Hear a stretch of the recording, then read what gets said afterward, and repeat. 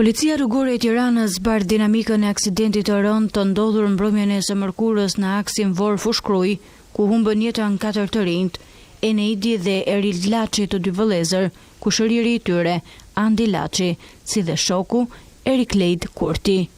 Sipas pamjeve të kamerave të sigurisë përgjatë zonës, me bensin e tyre, parakaluan fillimisht 2 kamion dhe më pas ndodhi përplasja fatale me betonieren, e cila kishte ndaluar në rrugë.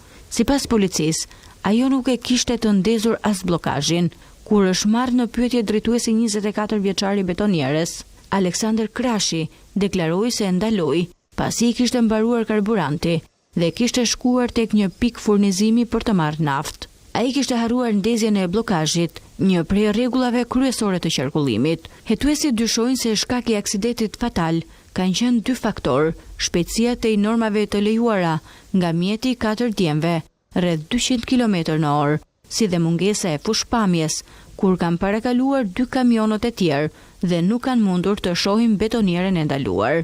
Të rinjt ishin duke u kthyer nga aeroporti i Rinasit, ku kishin pritur nga Gjermania 20 vjeçarin Eril Laçin, njërin prej 2 vëllezërve që mbetën viktim.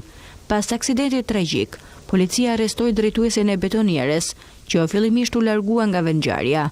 Ai nuk kishte as patent për drejtimin e mjeteve të transportit të rënd.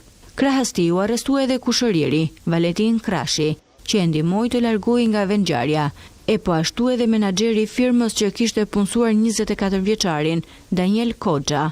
Pronari i firmës që prodhonte beton, Sajmir Hoxha, u shpall në kërkim.